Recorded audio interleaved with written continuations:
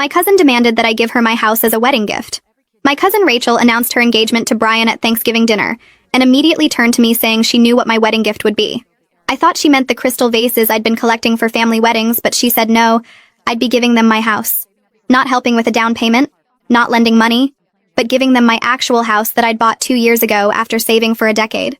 She said it out loud in front of 30 relatives like it was already decided. I laughed, thinking it was a joke, but Rachel was serious. She said I was single with no kids, so I didn't really need a 3-bedroom house while they were starting a family and deserved a proper home.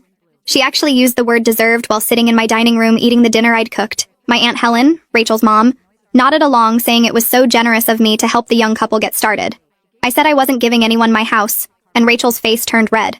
She said I was being selfish, keeping a family home all to myself when I could easily go back to renting an apartment like someone my age without children should be doing anyway. She actually said those words to me, a 31-year-old homeowner, while she was 26 and living in Brian's mom's basement. The whole family went quiet, but nobody defended me. My Uncle Tom said sharing was important in families. My own mother said I should consider it since I could afford another place eventually.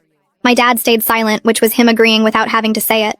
Rachel spent the rest of dinner telling everyone about the renovations they'd make to my house, how they'd turn my office into a nursery, how they'd repaint everything because my color choices were too dark. She was planning my house like she already owned it. After dinner, Rachel pulled me aside and said she'd already told Brian's family that I was giving them a house as a wedding gift, so I couldn't back out now without making her look like a liar. She said his parents were so impressed that her family was generous enough to provide housing. She'd apparently been bragging for weeks about her rich cousin who owned property, and was going to set them up for life. She said if I didn't follow through, Brian's family would think she came from trash who made false promises.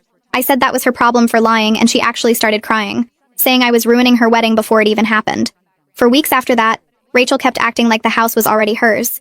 She'd bring Brian over without asking to measure rooms and plan furniture placement. She'd tell people we were doing a title transfer and just working out the paperwork. She had mail sent to my address claiming she was updating her information early. She even told the neighbors she'd be moving in after the wedding and asked them about the neighborhood association rules. Brian's family started contacting me about the house too. His mother called thanking me for my generosity and asking about property taxes.